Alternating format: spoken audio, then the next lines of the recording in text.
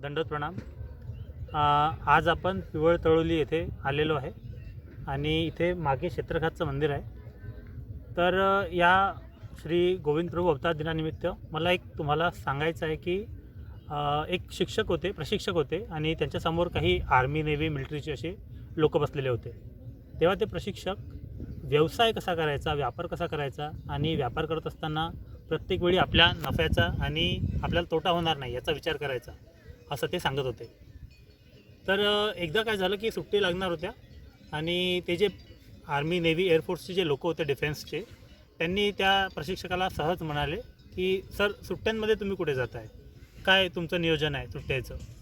तर प्रशिक्षकांनी म्हटलं की या सुट्ट्यात मी गोविंद प्रभू अवतार दिनानिमित्त मंदिरात जाणार आहे आणि साधू संतांची भेट घेणार आहे।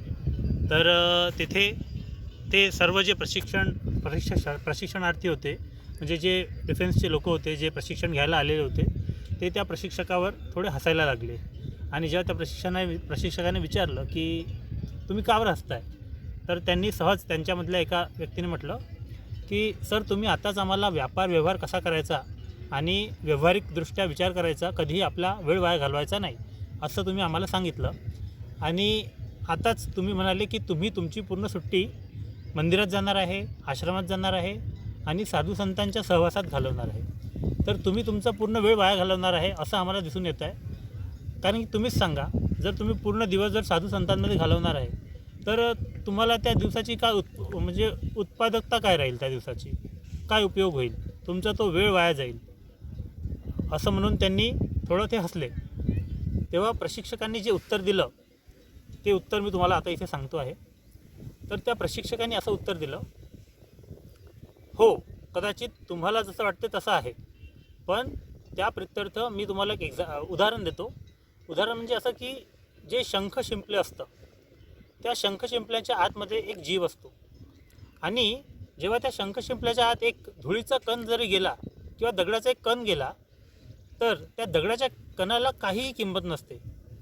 तो अत्यंत छोटा कण असतो, ज्याला कुणीच काही त्याचा वापर करू शकत नाही। पण जेव्हा तो कण त्या शंख शिंपल्याच्या आत जातो, तर काय होतं, त्या शंख शिंपल्याच्या आतमधला जो जीव आहे, तो त्या कणावर चमकील्या म्हणजे चमकणाऱ्या अशा पदार्थाची परत म्हणजे थर जमवत जातो।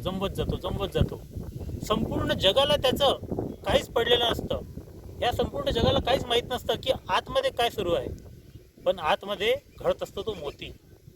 कारण की तो जीव त्यावर, त्या कणावर, त्या धुळीच्या कणावर, त्या दगडाच्या कणावर सतत चमकदार अशा पदार्थाच्या थर जमवत जातो। आणि काळांतराने काय होतं, जेव्हा तो शंख शिंपला फुटतो किंवा आपण त्याला बाहेर काढतो, शंख शिंपल्यातून जेव्हा त्या कणाला बाहेर काढतो, तेव्हा आपल्याला भेटतो तो मोती।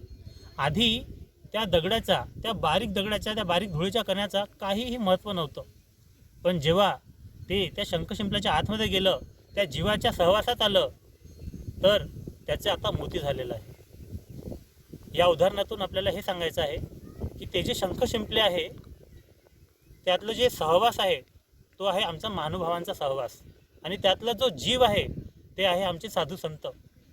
तसंच जशा प्रकारे तो जो कण त्या शंख शिंपल्याच्या आतमधल्या असलेल्या जीवाच्या सहवासात आला, तसंच जर एखादा वासनिक महानुभाव पंथांच्या सहवासात आला आणि साधू संतांच्या सहवासात आला, तर काय होतं, तर ज्या प्रकारे त्या जीवाने चमकदार पदार्थाची परत थर त्या कणांवर पोचवली आणि त्याला मोती बनवलं, तसंच हे साधू संत ज्ञानाची, समर्पण भावनेची आणि नम्रतेची असा थर चढत जातात।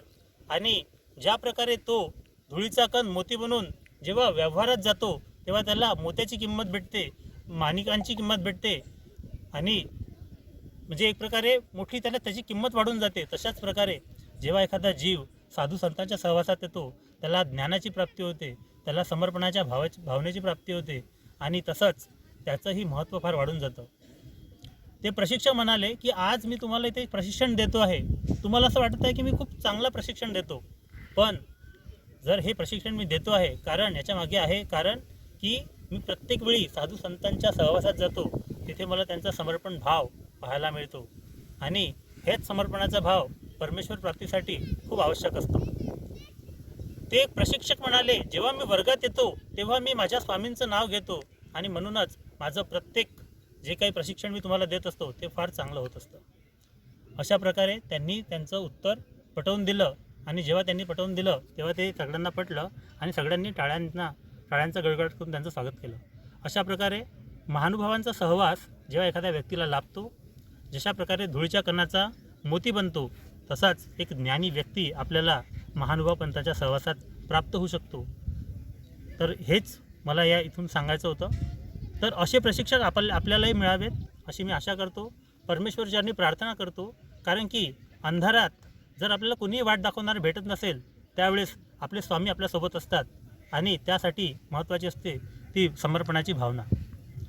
तर याचसोबत आता आपण एकमेकांचा निरोप घेऊया. दंडवत प्रणाम.